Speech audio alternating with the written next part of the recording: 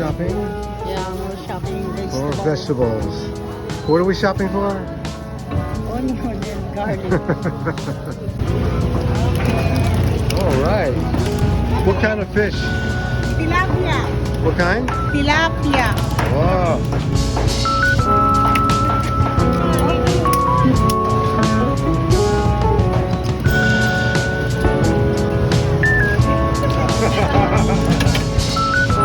Wow. Welcome.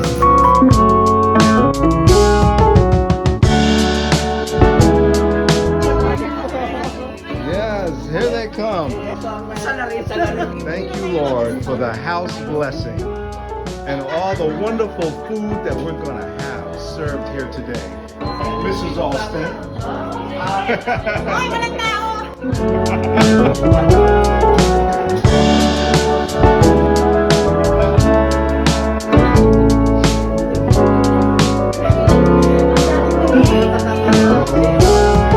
Daddy, can you lead us in prayer? This afternoon and this morning, Panginoon, we dedicate our service, O God. Yes. Lord, anoint Pastor Amir for sharing the word. Yes. Be with us this morning, and to you we give you praise in Jesus' name. Amen. Amen. It's been a privilege and honor to be here in this beautiful house. I'm with a quote from Bob Dylan.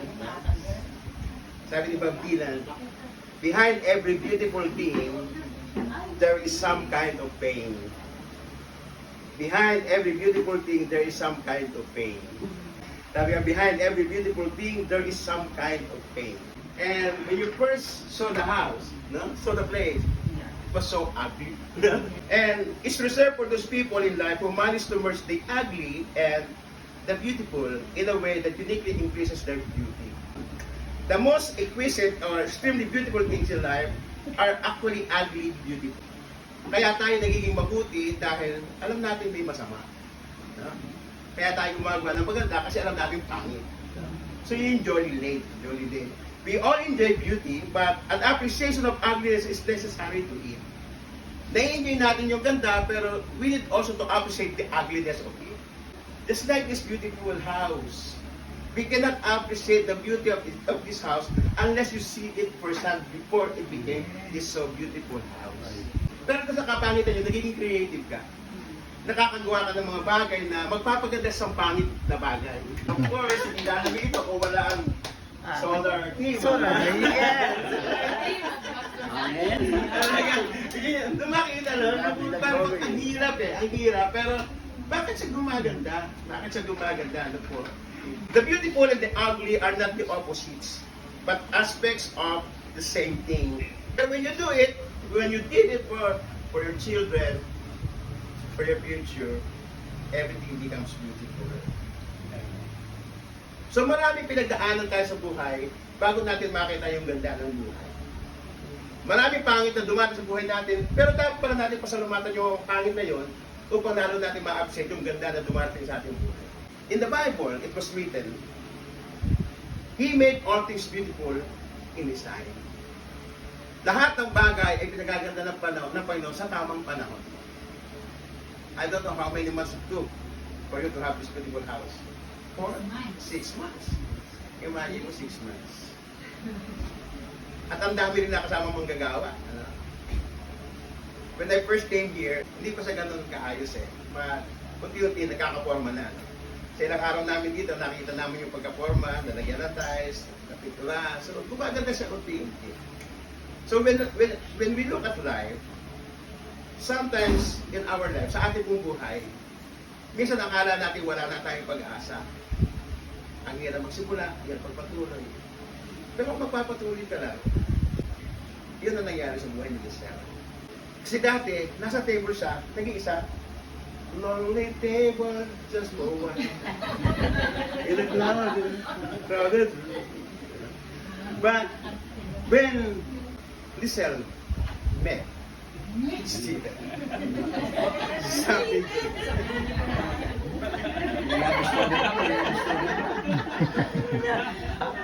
Wag na pa.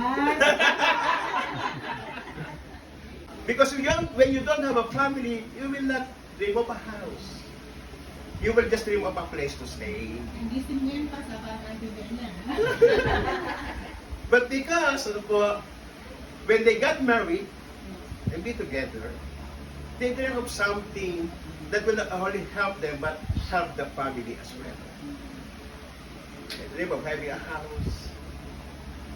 Though the first time it looked like so ugly, cannot live with it. Unti-unti. Nagkaroon ng isang bahay. It's good to have a house, but you cannot call it a home. Because of what the song says, a house is not a home. You can only call it a home when people are loving one another, understanding one another. Lahat ng tao may buhay, pero hindi lahat ng buhay ng tao ay masaya.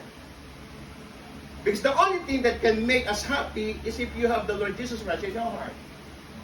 And not just pray for this house, to bless this house, unless we appreciate the one who gave us everything in life. Kahit anong pray natin dito, kung tayo, of course, sa atin naman maraming tumananampalataya at mga lingkod tayo ng Panginoon. But for those who do not have that relationship with the Lord, you need to understand why we are doing this. It's not because just we have a house to bless, but because we are thankful to the Lord who gave us the house to live. Hindi po kami mabubuhay kung wala si Kristo sa ating buhay. And that for sure. That's why, if you are in the Lord or with the Lord, you can even appreciate the ugly things of life. Pag nasa Panginoon po tayo, mga kapatid, po, kahit anong pangit na nangyayari sa buhay mo, na-appreciate mo yun. Kasi sa Panginoon, lahat ay maganda sa kanyang paningin. Amen po? Amen.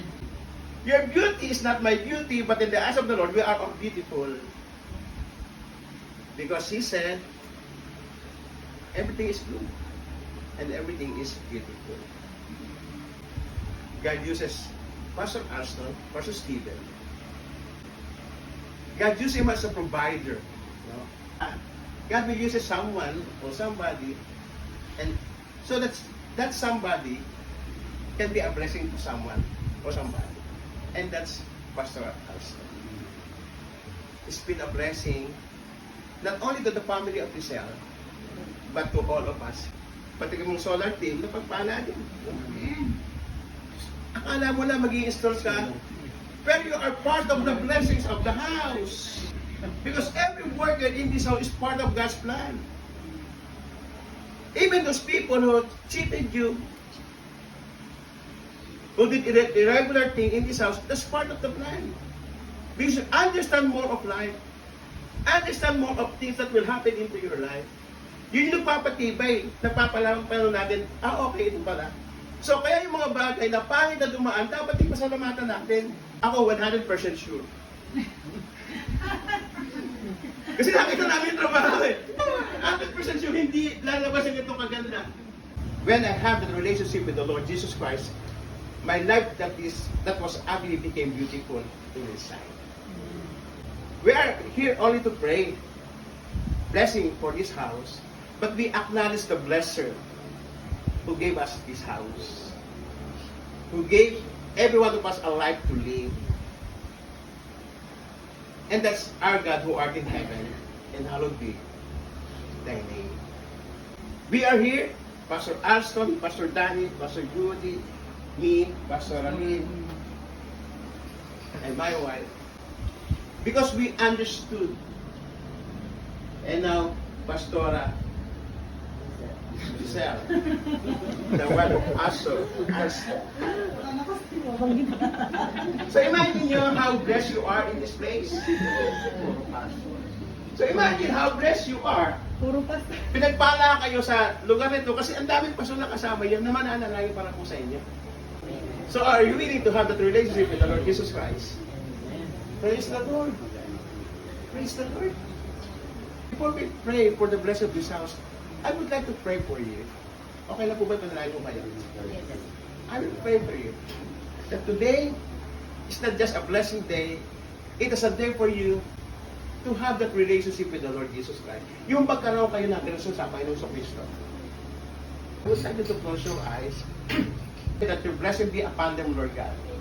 And today, as they receive you as their Lord and personal Savior, we believe, Lord God, You will bless them more and more.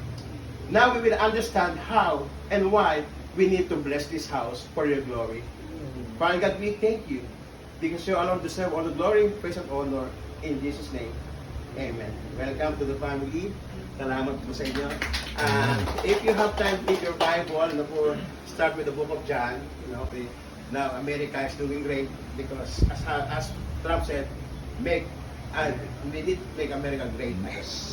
That's why we need to pray not only for this house, but we pray for America, our country. It is He that promotes. Isipin natin na po ang buhay ni Ma'am Lizelle before. Pero it is God who promotes her life. Di ba? Yes. Ay, just talaga, imagine he met somebody so handsome, good looking as Pastor Aston. Who can have that kind of man except Lizelle? The man of God who travels far and wide to see Lizelle. And the song before is, how long you've been waiting for someone to love you. And you natag po. When we talk, Pastor Arson and I always sing to him a verse or two just to encourage him to pursue this. He did, yes. Yeah. And he was so happy I always sing. Because I love to sing, though my voice is not enough to become a singer, but I love to sing. Nobody can judge us. God will promote you in the proper time. Pastor Goody was promoted. Pati mong solar team, napagpala din. Akala mo lang mag-i-install ka, pero you are part of the blessings of the house. Kasi on the rooftop, it's a promotion. Top of the world. So, that is why, as we pray for the blessing of this house, we should always thank the Lord. Salamat sa Panginoon. So, before we pray, would you like to say something? Ma'am Lizelle? Magkakataon na siya. It's a tears of joy. Palamig ako doon. Ano lang. Una, thank you Lord. Kasi sobrang, sa lahat ng blessings na binigay niya sa amin, and sa lahat ng kalakasan sa health na abang ginagawa ito na hindi kami nagkasakit. Even though maraming stress, pero thanks God dahil na-overcome namin lahat yun. Sa tulong ng lahat. Yun lang. And Lance, thank you. And thank you also. Thank you. So good day. Lahat naging parts ng aming journey sa bahay na to. Thank you so much. That's it.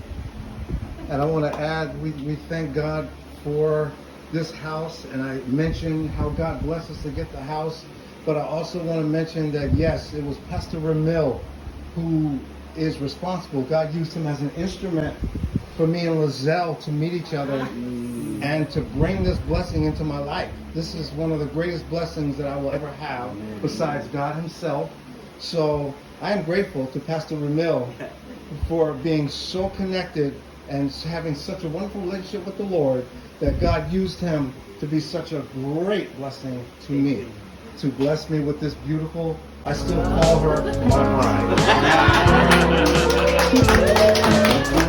Lord, we ask the Holy Spirit to encapsulate this place. Yes, Father. Bless this house, O Lord God. Bless the people, O God, that you use, O God. With your power, Yes. we ask the blood of the Lamb Yes. that no works of the devil can cross upon this house. Lord God, let your Holy Spirit guide them, Lord Jesus. Yes. Overflow blessing and joy, and your angels protect this place, Lord. And let this food, O God, be a nourishment, O God, to our physical body. Thank you. We honor you in Jesus' name. Amen. Amen. Yes.